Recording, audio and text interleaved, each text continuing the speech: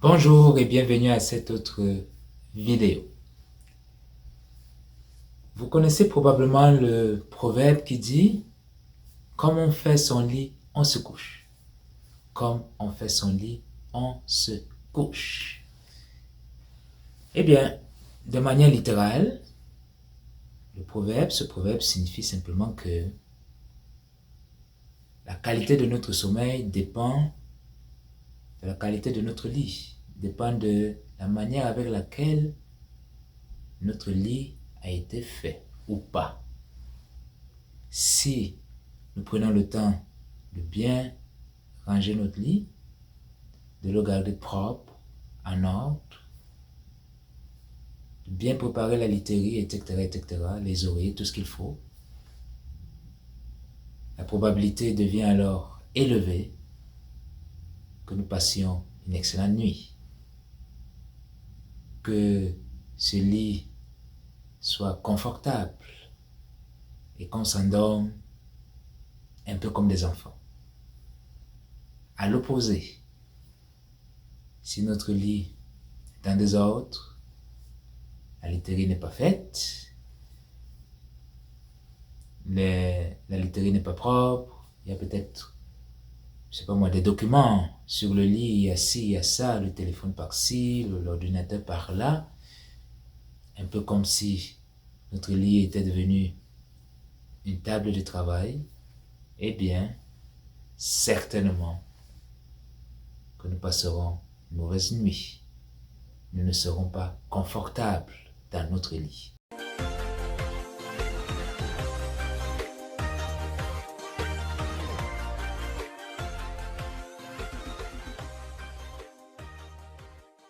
Avant que je développe davantage ce thème, permettez-moi de me présenter si vous ne me connaissez pas encore. Je suis Bertrand Defoe, Master Coach certifié, Leadership Coach certifié et consultant en éducation. Bientôt 21 ans d'expérience en Suisse et maintenant au Canada. J'ai créé en avril 2016, déjà 6 ans, le cabinet de formation, de consultation, d'accompagnement et Dugnation Consulting Inc., dont le siège se trouve dans la grande région de Toronto, bien sûr, au Canada. Merci de partager cette vidéo, après l'avoir regardée évidemment. Merci de vous abonner à cette très belle chaîne.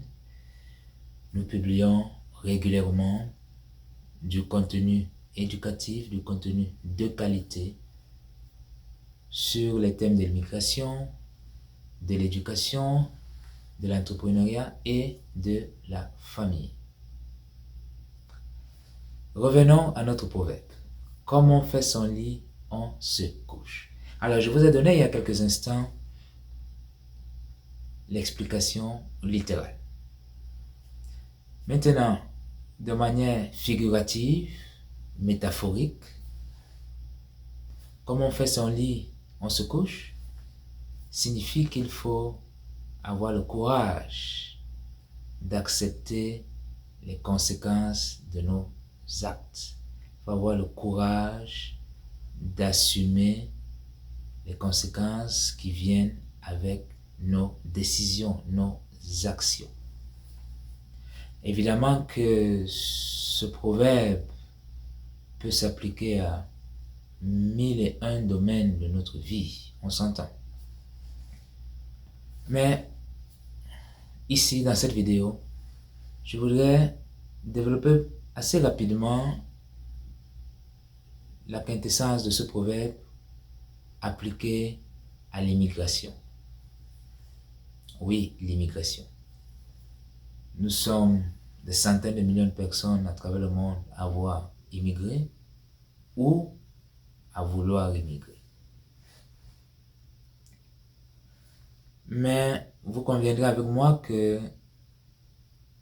les conséquences de cette immigration ne sont pas toujours profondément analysées.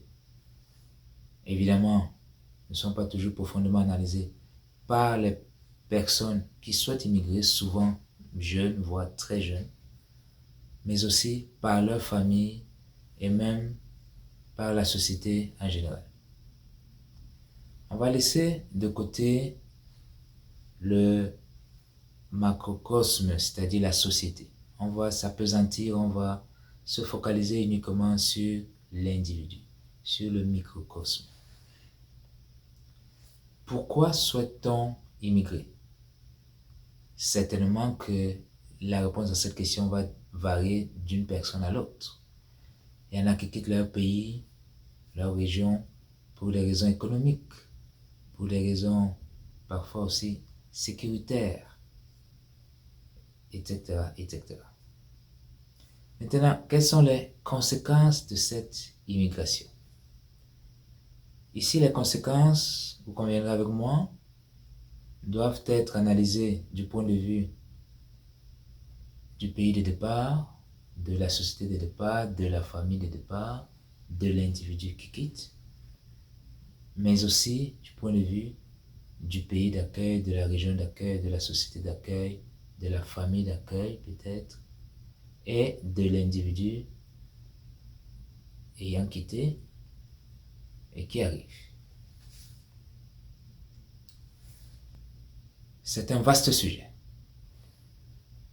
pour les besoins de cette vidéo. Je voudrais attirer votre attention sur ce que j'ai observé autour de moi en accompagnant de nombreuses personnes qui souhaitent immigrer ou qui ont déjà immigré. Et voici ce que je constate. Bien souvent, ces personnes n'avaient pas une vue suffisamment claire des défis, des difficultés, des exigences qui les attendaient dans la société d'accueil. Bien souvent, ces personnes avaient des informations plutôt générales, glanées ici et là sur Internet, dans certains médias, etc., ou à travers quelques connaissances. Il manquait à ces personnes des informations fiables, approfondies, détaillées, qui s'appliquent véritablement à leur situation, à leur contexte, à leur parcours, à leurs objectifs.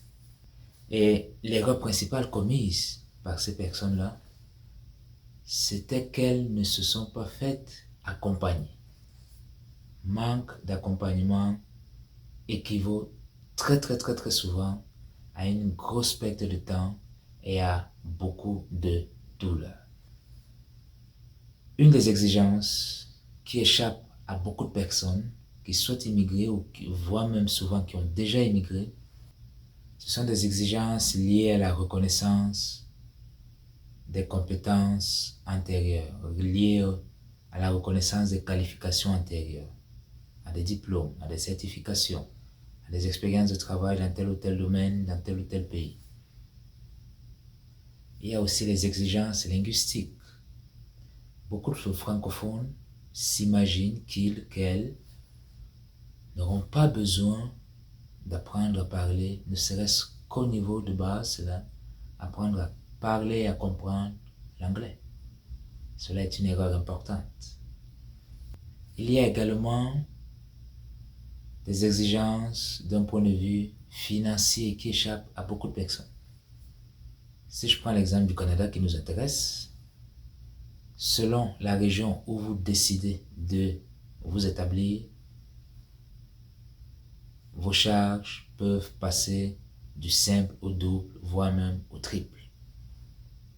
Il faut donc être accompagné. Il faut avoir l'heure juste sur les réalités, pas seulement du Canada en général, parce que le Canada est immense, comme nous savons, mais encore de manière plus pertinente, des informations précises sur la région, la ville où vous comptez vous établir. Une autre exigence, qui échappe à de nombreuses personnes, c'est l'implication de cette immigration sur les enfants. Évidemment, ici je parle aux personnes qui ont déjà une famille, qui ont déjà des enfants, ou, pourquoi pas, qui ont un projet de fonder une famille. Oui, l'immigration a des conséquences qui peuvent être importantes sur la vie, la trajectoire, l'éducation la formation, la personnalité, etc. des plus jeunes d'entre nous. Ici aussi, il est important de se faire accompagner afin d'avoir l'heure juste sur, par exemple, où s'installer, dans quel quartier s'installer. Ceci est très, très, très important parce que cela va déterminer l'école, bien souvent l'école à laquelle iront, vos enfants, iront nos enfants.